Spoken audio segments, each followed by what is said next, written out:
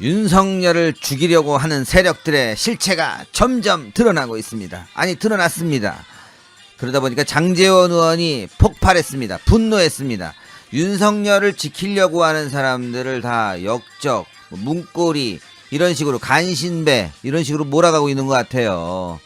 윤석열을 지키려고 하는 사람들은 지금 다 어떻게 보면 마음을 내려놓고 순수하게 또 지역에서 또 현장에서 저처럼 유튜버로 열심히 싸우고 있는데, 윤석열을 공격하는 사람들 있지 않습니까?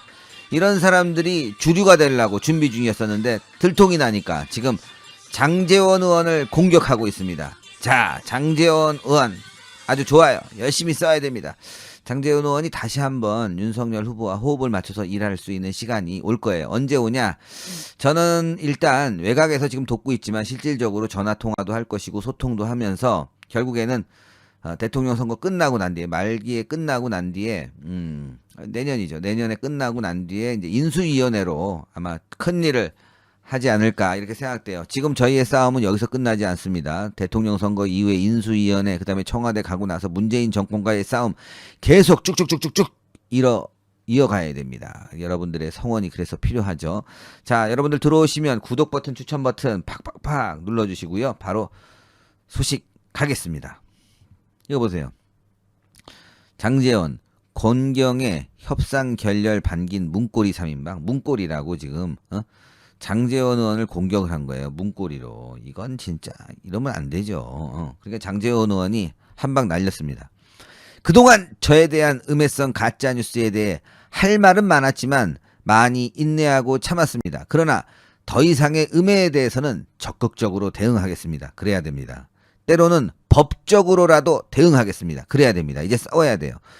권경의 변호사는 저에 대한 명예훼손을 멈추기 바랍니다. 어떤 의도인지 잘 모르겠지만 카더라 통신을 인용해서 보도하는 일부 언론 또한 자중해 주길 바랍니다. 마치 막후에서 선대위 인사를 좌지우지하면서 권력을 휘두르는 사람으로 몰아가려면 분명한 증거를 가져와 이 개새끼들아. 김종인 전 선대위원장의 선대위 참여가 잠시 불발된 것을 협상 결렬이라고 칭하며 제가 이것을 반겼다고 주장하는 근거는 무엇인지, 그런 근거가 뭔지 밝혀야 할 것입니다. 총괄 선대위원장 인선을 둘러싸고 벌어진 일에 대해 저는 어떠한 역할도 한 적이 없다는 사실을 분명히 밝힙니다. 윤석열 후보의 의중에 따라서 우리는 움직입니다. 뿐만 아니라 김병준 위원장을 모시는 일 또한 어떠한 역할도 하지 않았습니다. 김병준 위원장 또한 윤석열 후보가 모신 겁니다. 저는 국민의 캠프 총괄 실장 재직 당시 김종인 전 위원장을 만나 뵙고 우리 당의 보궐선거 승리를 이끌어 주신 데 대해 감사의 인사와 아울러 윤석열 후보에 대한 적극적인 지원을 당부하기도 했습니다. 그런데 지금 이것이 개판났죠. 저는 국민의힘 소속 국회의원입니다. 선대위에 들어가지 않아도 국민의힘 국회의원으로서 국민의힘 대통령 후보를 지원하고 노력해야 합니다. 앞으로 계속 지원한다는 거예요. 아니, 반드시 해야 할 것입니다. 그런 의무가 있습니다. 그럼에도 불구하고 조선시대 문고리니 간신이니 이런 사화까지 소환해 저를 공격하는 것은 자신이 확증 편향의 오류에 빠진 편협한 인식의 소유자라는 것을 스스로 드러낸 것입니다. 아주 세게 권경의 변호사라는 사람을 비판을 했습니다. 자, 그런데 권경애라는 사람은 왜 장제원 의원을 비판했을까? 얼마 전에 권경애, 진중권 등등등 해갖고 말이죠. 조국 흑서 쓴 사람들이 모였었잖아요. 이 사람들이 사실은 윤석열을 자기 편으로 만들려고 노력을 한 것 같아요. 근데 윤석열 후보가 좀 눈치를 챘죠. 그러다 보니까 지금 진중권이가 공격에 나섰어요. 다음 달이면 골든크로스 온다. 지지율 빠져서 이재명이 역전할 것이다. 이러면서 비판을 하고, 또 권경애도 지금 장제원 의원을 공격하면서 윤석열 후보의 주변 세력들을 다 지금 이렇게 어떻게 보면은 상당히 지금 곤란하게 만들려고 언론 플레이를 하고 있습니다. 보시면은 일명 조국 흑서 공동 저자인 권경애 변호사가 윤석열 국민의힘 대선 후보와 김종인 전 국민의힘 비상대책위원장의 협상 결렬에 대한 현대판 기묘사화라는 비판을 28일 오전 자신의 페이스북에 올렸어요. 자, 아시겠지만 협상 결렬을 반기는 이들 김종인 박사가 문고리 3인방이라 했던 권성동, 장제원, 윤한홍 등 삼공신이라는 언급에 대한 반박을 같은 날 오후 장제원 국회의원이 또 낸 거예요. 지금 협상 결렬을 반겼다는데 그런 거 없다. 그리고 권성동, 장제원, 윤한홍 이런 사람들은 문고리 아니다 이거죠.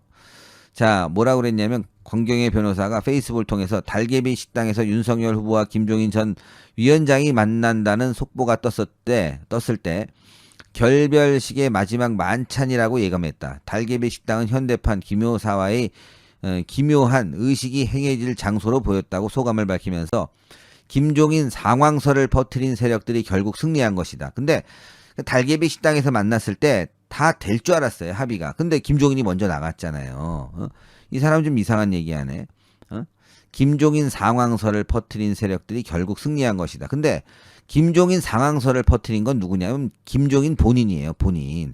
자기가 지금 상황처럼 놀았잖아요. 자기 아니면 안 된다. 김병준 안 된다. 김한길 안 된다. 지가 상황이에요. 지가 대선 후보야. 자, 이어 협상 결렬을 반기는 이들은 김종인 박사가 문고리 3인방이라고 했던 권성동, 장제원, 윤한홍 등 3공신만이 아니다. 김종인 박사를 상황이라고 맹공격을 퍼부었던 민주당은 터져나오는 환호를 눌러 참으려고 애쓰고 있을 것이다. 너무 좋아한다 이거지. 민주당은 지금. 왜? 김종인하고 결별해서 윤석열이 망할 거다 이런 생각을 하고 있는 거예요. 김종인하고 결별해서 윤석열이 망할 거다. 근데 이거 거짓말이죠. 아니 김종인이 들어온다고 해서 대선이 뭐 판도가 바뀝니까? 문재인 정권 실정이 국민들이 뭐 다시 뭐 김종인 들어왔기 때문에 김종인이 들어와서 문재인 실정이 더 드러나는 겁니까? 아니잖아요. 정권 교체, 문재인 정권의 실정에 대한 심판, 이거는 국민들이 마음속에 있는 거지. 이건 김종인과는 다른 건데, 오늘도 제가 이동을 하면서 라디오를 들었는데 한다는 얘기가, 평론가가 김종인 박사의 그 존재감이 어마어마합니다. 이 사람은 선거 전략가입니다. 아니 될 만한 곳에 끼어 들어가서 자기 꿀이나 빠는 사람이 무슨 선거 전략가야. 지금 윤석열 이긴다는 거 국민들이 김종인 보고 이긴다고 생각해요? 아니잖아. 좀 전에도 말씀드렸다시피 지금 현 상황은 정권 교체예요. 그런데 김종인과 함께하는 사람들이 있습니다. 진중권, 권경혜, 이준석 이런 사람들이 지금 윤석열 주변에서, 아니 윤석열 측근들이죠. 또 주변인들, 윤석열을 도우려고 하는 사람들을 공격을 하고 있어요 지금. 잘 보세요 여러분들. 그동안 그래도 윤석열 후보가 참고 진중권하고도 뭐 인터뷰도 하고 그때 권경에도 있었거든. 그런 사람들 자주 만나면서 소통도 했거든요. 근데 알고 보니까 이 사람들의 속심이 다 김종인에게 가 있는 거야. 김종인이 그래서 필요한 거야. 왜? 김종인이 가면, 그리고 김종인이 또 이 권경혜 변호사 진중권하고도 또 인터뷰를 했어요. 하여튼 진중권하고는 했어. 그러니까 뭐냐면 진중권이가 윤석열 후보를 맨 처음에는 굉장히 띄우다가 그리고 또 김종인도 불러서 인터뷰도 하고 이런 그룹을 만들어서 뭔가를 하려고 한 것 같아 느낌상. 근데 윤석열 후보가 딱 자른 거죠. 자, 그러면 자기 자리가 없어지는 거야. 자기 자리가. 얘네들 보니까 윤석열을 이용해서 뭔가 하려고 했던 거 아닌가 뭐 이런 의혹까지 들어요. 조국 흑서 좋아요. 누가 뭐라고 그러지 않는데 이 기본적인 이 진중권이나 권경혜 씨는 사실 좌파 인사들 아닙니까? 물론 이런 사람들도 필요해요. 합리적인 사람들도. 근데 너무 욕심 부리면 안 되죠. 너무 적당히 하는 게 좋아요. 적당히. 적당히 해서 정권 교체되면 다 한 자리 한 자리 갈 자리들이 있는데 벌써부터 말이죠. 주요 중심으로 들어오려고 막 그러다 보니까 이렇게 갈등이 일어나고, 그리고 윤석열 후보를 돕는 사람들을 막 비난하고 그러면 되겠습니까 이게? 그러면 안 되는 거죠. 그래서 지금 장제원 의원이 폭발했는데 다시 한번 보여드리면 이 부분이 굉장히 중요한 거예요. 장제원 의원은 다시 윤석열 후보를 지금 돕고 있는 거예요. 적극적으로 돕겠다고 얘기하지 않습니까? 저는 선대위에 들어가지 않아도 국민의힘 국회의원으로서 국민의힘 대통령 후보를 지원하고 노력해야 합니다. 아니 반드시 할 겁니다. 이런 얘기가 있잖아요. 지금 윤석열 후보하고 함께 지금 싸우고 있는 거예요. 이게 요 부분이죠. 요 부분 여기 페이스북도 좀 요 부분 아니 반드시 윤석열을 도울 것입니다. 딱 나오지 않습니까? 시청자 여러분들. 우리가 그러니까 장제원 의원도 좀 성원하고 응원하고 함께 해야 됩니다. 예. 장제원 의원 같은 분들 이런 분들이 옆에 좀 있어야 될 것 같은데 그래도 쓴소리 하는 사람은 이분뿐이 없어요. 근데 김선동 사무총장은 어떨지 모르겠어요. 지금 김선동 사무총장도 윤석열 후보를 위해서 이 주변에서 윤석열 후보를 공격하고 비방하는 세력들에게 대해서 또 이준석에 대해서도 지금 한마디 해야 됩니다. 사실. 자, 정훈교님 감사합니다. 송혜교님 또 감사합니다. 예. 장제원 의원이 싸워야 돼요. 그래서 이것도 우리가 또 하나 넣어야 되겠네. 예. 그날 연사 중에 한 명을 좀 초청해서 장제원 의원 격려한 메시지도 하나 넣어야 될 것 같습니다. 이번 주 신의 한수 유튜브 집회가 있습니다. 네, 이번 주 목요일 정도 예정돼 있는데요. 국민의힘에서 매주 이제 윤석열 대통령 만들기 집회를 이어갑니다, 여러분들. 윤석열 대통령 만들기. 지지자들이 모여서 격려하고 성원하는 거, 큰 문제가 없을 거라고 보는데, 일단 제가 이 방송을 하니까 또, 이게 사전선거법 위반이다. 뭐 이러면서 선관위에서 연락이 왔어요. 선관위에서. 사전선거법 위반이다. 그래서 요것도 저희가 검토를 해서 어떤 부분까지 구호를 만들고 어떤 부분까지 우리가 또 나가서 뭔가 집회를 할 수 있는지 좀 상담을 받아보겠습니다. 제가 오늘 지금 방금 전에 연락이 왔어요. 기사를 또 선관위도 보나 봐. 우리 신의 한수 기사를 봐. 방송을 보고 하니까 이 사전선거법 위반이 될 수 있으니까 이 집회를 안 했으면 좋겠다. 또 이렇게 벌써 그렇게 나오네요. 그러나 우리가 또 누굽니까? 예. 우리가 말만 조심하면 되지. 말만 조심하면 되지. 공정, 정의, 상식만 외치면 되는 거야. 국민의힘은 공정, 정의, 상식. 예.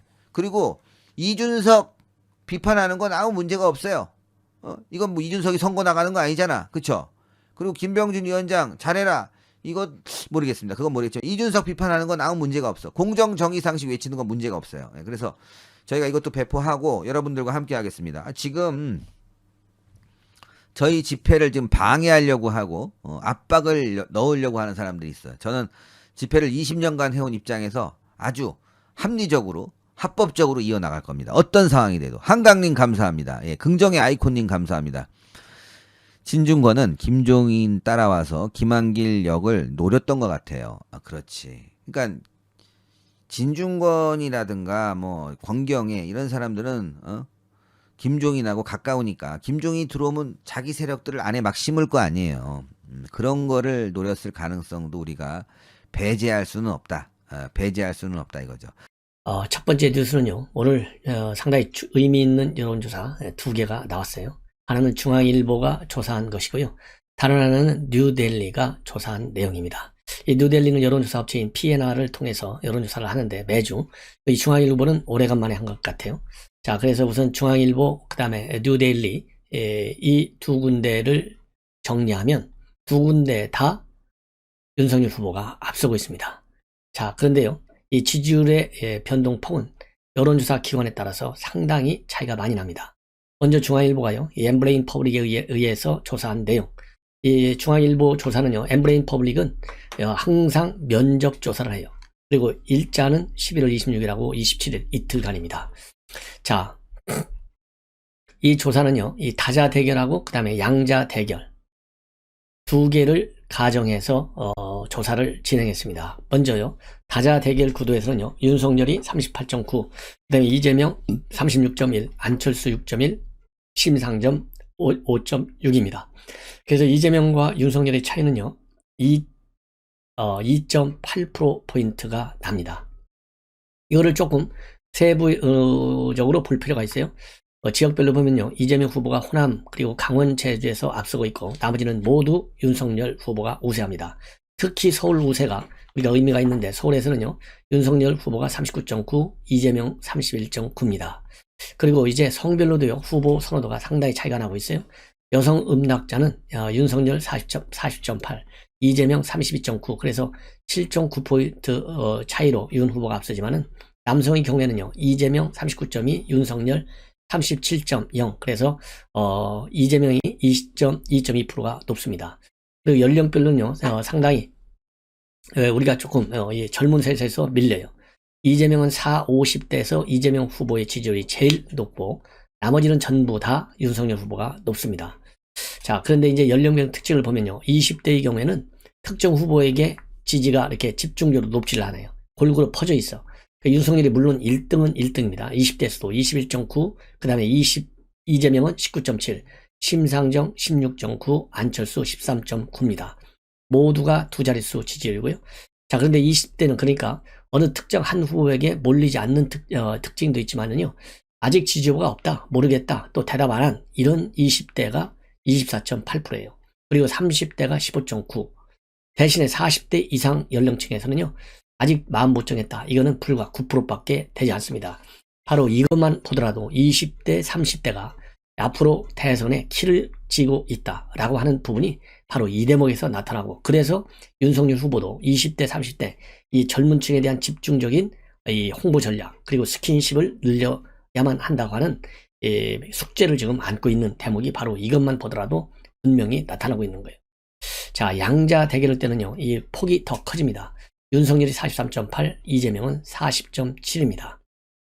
그리고요, 여기서 또 꼭 의미해 볼 필요가 있을 때 있는 게, 적극적으로 투표할 층의 한정에서 보면요, 윤석열 후보하고 이재명 후보가 또 더 표차가 많이 나요. 42.1대 36.9. 그리고 소극적 투표층에서는요, 이재명이가 높아요. 32.4대 20.6. 그리고 투표하지 않겠다. 여기에서도 이재명이가 28.4, 윤석열 9.7. 그리고 당선 가능성, 윤석열 후보가 43.9, 이재명은 37.1입니다. 그래서 적극적 투표층, 그 다음에 당선 가능성, 그리고 지지도, 이런 측면에서 윤석열 후보가 모두 우위에 있다. 예. 이런 이 배경은요, 제가 보기에는요, 정권교체 심리가 여전히 강해요. 이 정권교체는 뭐 당연히 윤석열과 같은 개념으로 인식될 수 있는 부분인데, 야당 후보가 당선됐다는 정권교체 53.5이고, 여당 후보가 당선되었다. 이것은 37.6. 그래서 16% 정도로 교체 비율이 높습니다. 예. 그리고 당 지지율도요, 국민의힘이 압도적으로 높습니다. 38.7대 민주당은 34.6. 그래서 이 격차는 이재명과 윤 후보 지지율 차보다도 훨씬 더 큽니다. 예. 그래서 이 서울대 언론정보학과의 이준홍 교수의 평은 이렇습니다. 후보 간의 네거티브 공방이나 공약 등 변수가 있긴 있다. 그런데 대선 100일을 앞두고 양 후보들의 지지층이 더욱 결집할 것으로 보인다. 투표에 소극적이거나 투표하지 않겠다고 답한 응답자 중 얼마나 실제로 투표에 참여할지가 관건이다. 이런 입장을 내놓고 있습니다. 자, 이제는요, 뉴델리 여론조사입니다. 뉴델리하고요, 죄송합니다.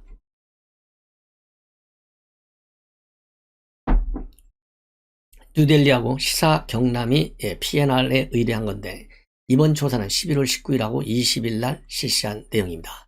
이걸 보면요, 윤석열은 올라가고 있어요. 48.9, 전에 47.1에서 48.9, 이재명은 37.3에서 35.6으로 빠지고 있습니다. 예.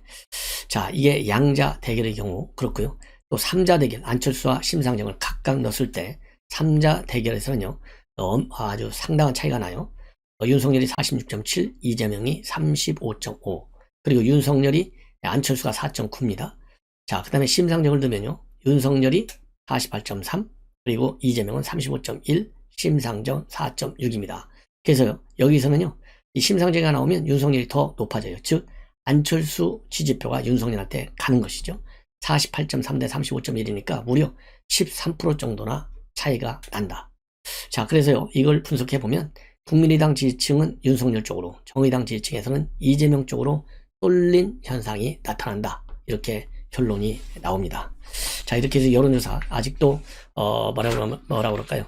윤석열 후보에 대한 지지율이 상당히 이 컨벤션 효과 관계없이 이 콘크리트 지지층이 이제 굳어지고 있다. 이렇게 보여지고 있습니다. 자, 이러는 가운데 말이죠, 윤석열 후보 이제 날이 새면 오늘이죠. 오늘 국회에서 최고위 회의를 주재한 다음에 선대위 지휘부와 충청권을 순회 방문합니다. 그래서 이 김병준, 원희룡, 주호영, 이준석, 권성동, 권영세 전부 세종을 맨 먼저 찾아요. 자, 그래서 맨 먼저 가는 데가요, 세종 29일 바로 오늘 가고 30일 날 충북을 갑니다. 그리고 12월 1일 날은 충남에서 2박, 공격을 하게 됩니다. 그래서 충청도 이 세종, 충청을 쭉 당연히 대전도 가죠. 29일 내일 세종대전을 같이 갑니다. 이렇게 일정을 짜게 된 것은 여러분들 잘 아시다시피 충청권의 캐스팅 보트, 왜 선거 때문에 나타났다는 거 아니에요? 그리고 D-100일을 기준으로 볼 때 충청 북도의 지지율이 곧 대선 지지율과 같다는 거예요. 항상 한 번도 예외 없이. 자, 이거는 충청북도 지지율이 그만큼 중요하다는 거잖아요. 그래서 이런 전략적 일정을 짠 거예요. 그래서 이제 충북도 가는 겁니다. 자, 이게 이제 하나가 있고 스윙보터 지역이기 때문에, 두 번째로는 여러분들 잘 아시다시피 이번 선대위 구성 과정에서 이 김종인 비대위원장이 강하게 비토권을 행사한 사람 중에 한 사람이 바로 김병준이에요.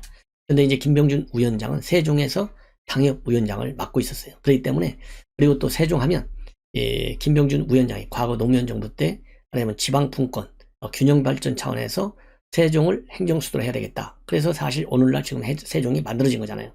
그러한 이 김병준 비대위원장의 분권 사상, 그 다음에 균형 발전의 틀, 여기에 아이디어를 낸 사람이거든요. 그래서 김병준 위원장에게 상당한 힘을 실어주려는 윤석열 후보의 생각이 담긴 거다. 이런 지금 해석들이 나오고 있습니다.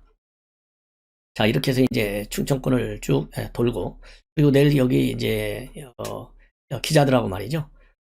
국회에서 김병준 위원장이 기자회견을 열어요. 그러니까 상임 선대위원장으로 취임한 이후에 첫 번째 공식 기자회견이에요. 그제 기자들하고 대담을 한 것은 간담회에 불과해요. 그래서 기자회견은 처음인데, 여기에서는 이재명 후보의 국가에 대한 관점과 도덕성을 문제 삼는 중점적으로 거론할 것으로 지금 알려지고 있습니다. 이미 지난번 기자 간담회에서도 김병준 위원장은 이재명한테 뭐라고 했냐면, 굉장히 전체주의적이고 국가 권력 중심 사고를 가진, 자유주의에 반하는 사고를 가진 사람이다. 반역사적인 흐름은 막아야 된다는 차원에서라도 대통령 선거 기간 몇 달 동안 최선을 다하겠다. 그리고 본인이 이제 선대위원장을 맡게 된 것도 이재명만큼은 반드시 막아야 되겠다. 이런 말하자면 미션을 갖고 있다는 거예요. 그래서 적극적으로 선대위원장직을 수임하고 있는 것이다. 지금 이렇게 나오고 있고요. 자, 그리고 이번에 이제 윤석열 후보 최근 주말에 이르기까지 최근 3일간의 행보를 보면 굉장히 청년 중심, 앞에서 말씀드린 대로 20대들 지금 골고루 내 후보에 대해서 골고루 지지를 하고 있잖아요. 두 자리 숫자로. 그리고 아직도 마음이 정해져 있지 않다는 비율이 굉장히 높아요. 그래서 지금 20대 표심 공략에 본격적으로 나서고 있는데, 이 28일 날에도 그러니까 이제 어제죠. 어제도 여의도 한 카페에서 이 청년위원회를 행사를 했어요. 그래서 이 각 분야에 종사하는 2030 세대로 구성된 청년의 직접 윤석열 후보가 위원장을 맡고, 그리고 이제 부위원장에는요, 식탁이 있는 삶 대표인 김재훈 씨 37입니다. 그 다음에 유엔 사무총장 기술특사실 디지털 정책부장관인 김원재 씨 29이에요. 이 두 명이 부위원장을 맡고, 여기에서 최연장자는요 39세라고 합니다. 그야말로 뭐라 그럴까요? 젊은 조직체인 거죠. 그래서 이러한 이 젊은 조직체를 만드는 이유는 바로 딱 한 가지, 청년들에게 힘을 실어주고 국정의 동반자로 삼겠다는 강한 의지를 표명하여, 그래서 이거를 시스템적으로 제도적으로 보장하기 위해서 모든 정부 부처에 청년 보좌역을 두겠다. 그래서 의사결정에도 참여하게 하고, 또 이 청년들에게 필요한 정보도 적극적으로 공유하겠다. 그래서요, 이미 기득권으로 자리 잡아 있는 중장년층만 가지고서는 우리 사회 전체에 이익되는 보편적 행정과 정책은 변화하기가 어렵기 때문에 청년의 정책결정 참여를 적극적으로 보장하겠다라는 입장을 내놓고 있고, 그리고 26일 날은요, 26일 날은 서울대 관악 캠퍼스에서 서울대 국민의힘 서울 캠퍼스 개강 총회에 참석했고, 또 27일 예술의 전당에서 청년 작가 특별전인 마스크레이드전을 관람했습니다.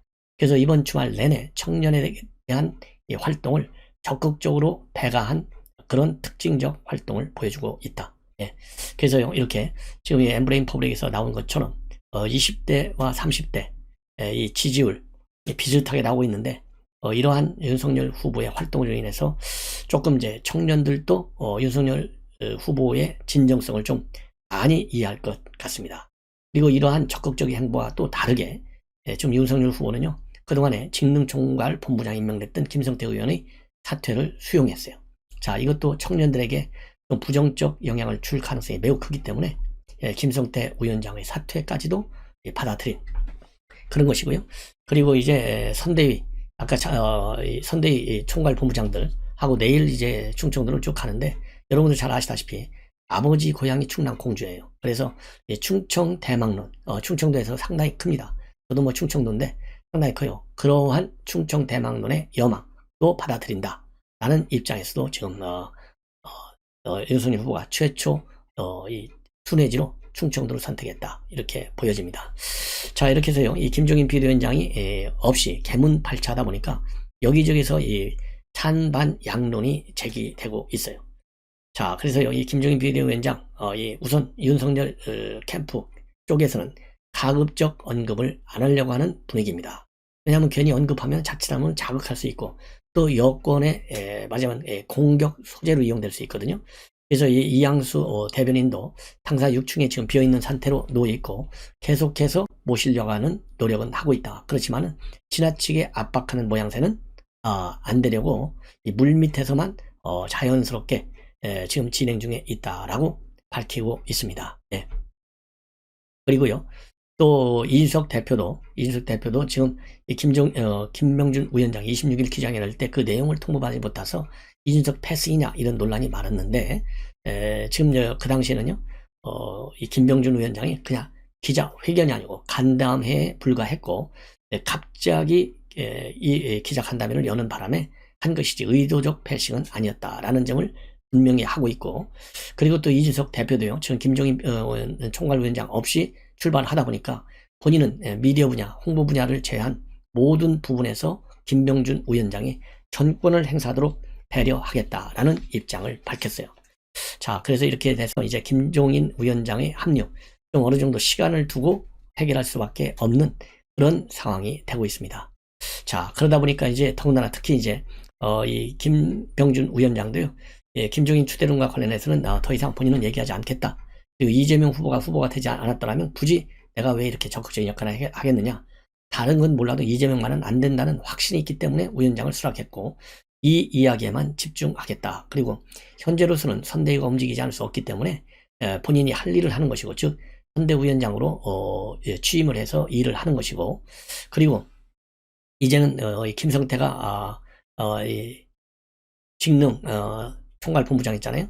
사퇴했기 때문에 그 후임에 대해서 이야기를 하고 있는 중인데 좀 기다려 달라 이런 입장을 밝히고 있습니다. 예. 그리고 또 선대위 구성 이후에 첫 행보로 충청권을 택한 것과 관련해서는요.